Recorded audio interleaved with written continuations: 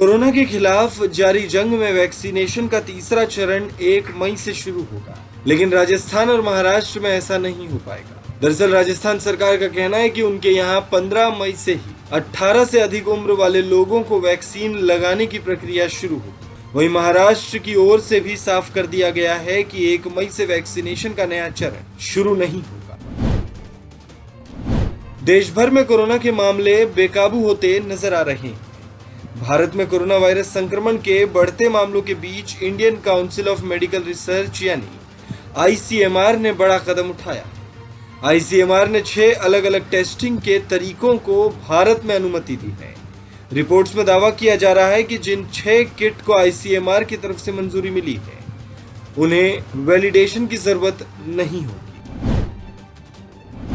राजधानी दिल्ली में जारी कोरोना वायरस के प्रकोप के बीच ऑक्सीजन और बेड्स का संकट जारी है। इसी मसले पर बुधवार को एक बार फिर दिल्ली हाईकोर्ट में सुनवाई हो रही है। दिल्ली सरकार ने बुधवार को हाईकोर्ट के सामने ऑक्सीजन अलॉटमेंट का नया प्लान रखा, जिस पर हाईकोर्ट ने इसे लागू करने की मंजूरी दे दी है।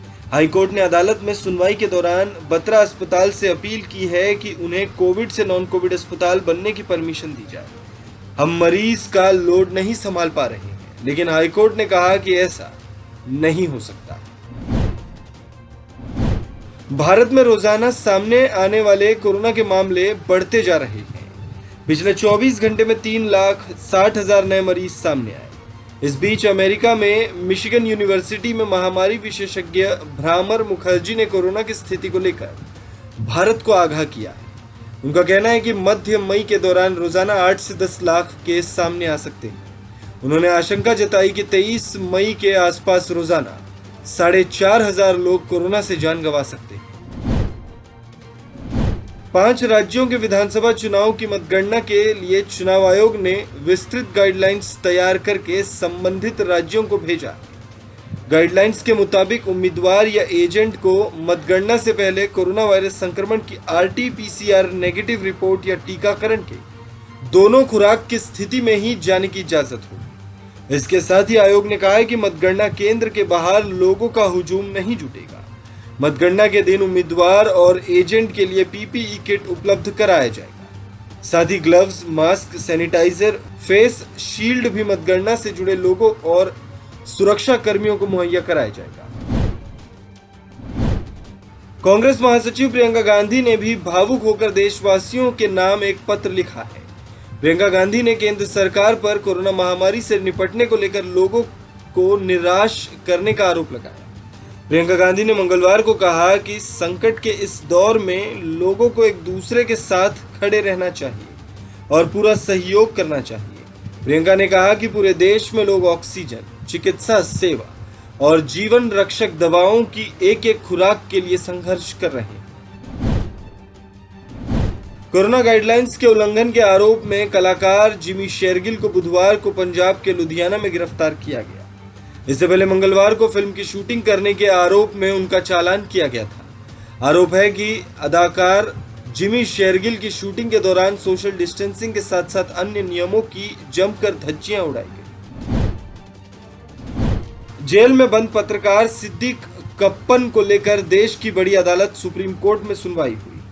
सुप्रीम कोर्ट ने बुधवार को उत्तर प्रदेश सरकार को पत्रकार सिद्दीक कप्पन को अस्पताल में स्थानांतरित करने का निर्देश दिया। सुप्रीम कोर्ट ने बुधवार को सभी पक्षों की दलील सुनने के बाद यह फैसला सुनाया। कोर्ट ने कहा कि सिद्दीक कप्पन का इलाज दिल्ली में होगा। जब वो ठीक हो जाएगा, उसके बाद मथुरा जेल में शिफ्ट किया जाएगा। असम में बुधवार सुबह 6.4 तीव्रता के भूकंप के झटके महसूस किए गए। बताया जा रहा है कि भूकंप का केंद्र तेजपुर था।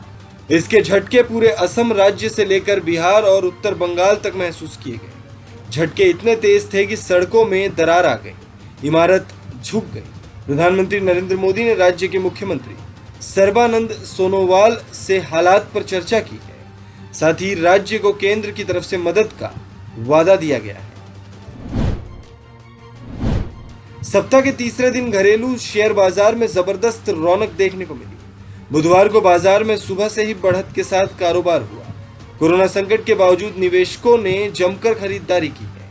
सेंसेक्स 789 अंक यानी 1.61% चढ़कर 49,733 के स्तर पर बंद हुआ। वहीं निफ्टी भी 217 अंक यानी 1.49% बढ़त के साथ 14,871 पर बंद हुआ।